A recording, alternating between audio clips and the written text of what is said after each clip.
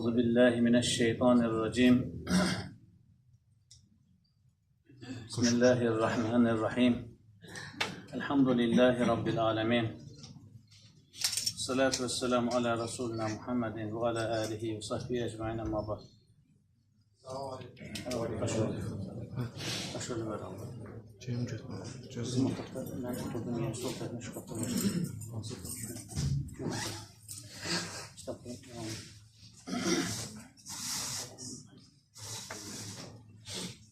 Çok kıymetli kardeşler, Allah'ın salamı, bereketi, mağfireti sizlerin ve bütün ümmet Muhammed'in üzerine olsun.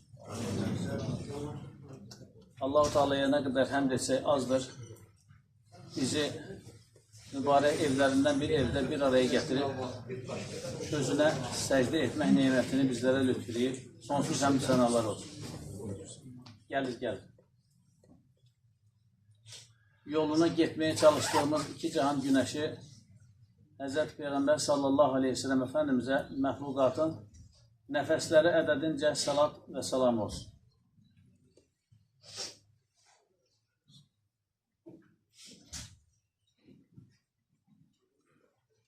Əsr Saadətdən Əksidən Fəzilətlər kitabından devam edirik.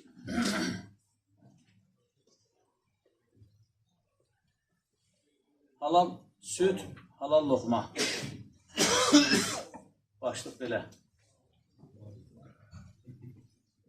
Bəqərə surəsi 168-ci ayədə Uca Rəbbimiz buyurur ki: Ey insanlar! Yer üzündə olan halal və təmiz olanlardan yeyin. Yer üzündə olan halal və təmiz olanlardan yeyin.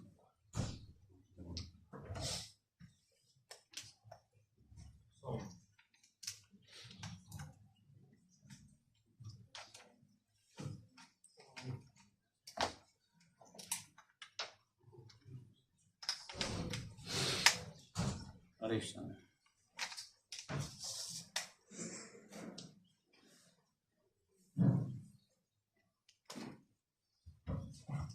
Uca Rəbbimiz nə deyir? Yer üzündə olan halal və təmiz olanlardan yeyin.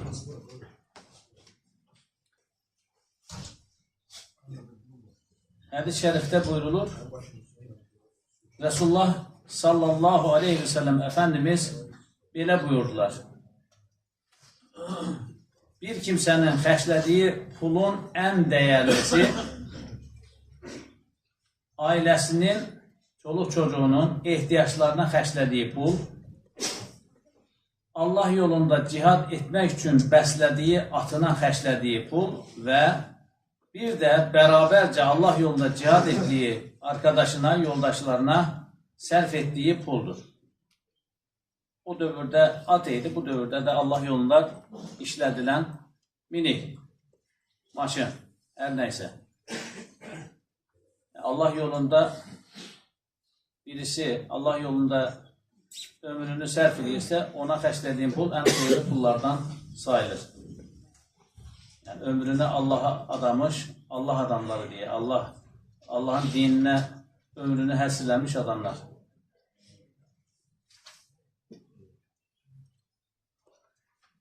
Əbu Kilabə radiyallahu anh bu hədis-i şərif haqqında Resulullah sallallahu aleyhi ve sellem çoluq çocukdan başlamışdır demiş, sonra sözünə belə davam etmiştir.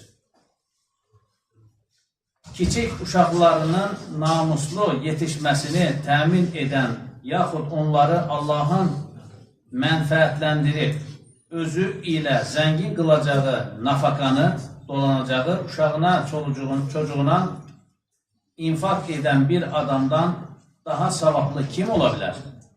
Cavab Buxari. Daşı gölə atanda görürsən ki, o daş suya düşdüyü yerdən yavaş-yavaş həlqələr kənara doğru yayılır. Öncə onun daş düşən yerdə həlqələr olur. Sonra yavaş düz takılmamıştır. Yavaş ətrafa yayılır. Yəni infaka da Allah yolunda səfərbərliyə də öncə yaxınlardan başlayacaqsan. Ailə üzvlərindən, qohum əqrəbəndən. O daha savablıdır. daha savablıdır.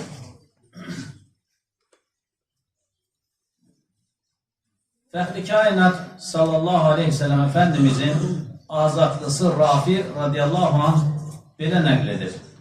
Peyğəmbər Efendimizə: ey Allahın Rəsulu, bizim uşaqların üzərində haqlarımız olduğu kimi onların da bizim üzərimizdə haqları vardırmı deyə soruşdu. Bəzən cəmiyyətdə elə anlaşılır ki, sadəcə atanın evladı üzərində haqqı var. Evladın ata üzərində nə haqqı ola bilər ki, deyə belə bir vəhmə qapılır insanlar. Amma elə deyil. Evladın da ata üzərində, ana üzərində haqqı var. Belə buyurdu: uşağın ata üzərindəki haqqı ona yazı yazmağı, üzməyi və atıcılığı öyrətməsi və özünə halaldan başqa ruzi yedirməməsidir. Allah qorusun. Uşağın günü güzəranı yaxşı olsun, uşaq yaxşı, rahat olsun, filan olsun, peşməkə olsun deyib, haram qarışdırarsansa ruzinə, o zaman evladın haqqına girmiş olursan. Yəni, abla bunu mən sənin üçün eləmişdim deyə bilməyəcəksin ahirətdə. Evlad deyəcək ki, mən niyə halal yedirdirmədin, yaxaya yapışacaqsan, haqq elə biləcək. Yəni, aleykümselam. Evladım üçün eləyirəm deyib, harama tənəzzül eləməmək lazım. Malın ayıbı varsa, satarkən ayıbını söyləmək lazım. Tərəzidə aldatmamaq lazım. İşi görərkən haqqını verərək, əşki eləyib, başdan soğudu eləməmək. Ruhunu, bütün bacarıqları, qabiliyyətləri işə verərək, iş görmək. Allah-u Teala Yahya aleyhisselama ya Yahya xuzul kitabə bi quvvət deyir. Yəni, kitabı quvvətli tut. Belə ucundan belə yox. Kitabı kitab kimi tut yəni. O Yahya'nın yerinə özü qoy. Yahya sözünün yerinə özü qoy. Ey filan kəs, kitabı quvvətli tut. Yəni, gördüyün işi adam kimi gör. Orasından, burasından eləmə. Sağlam gör. İşi sağlam görəni Allah sevir.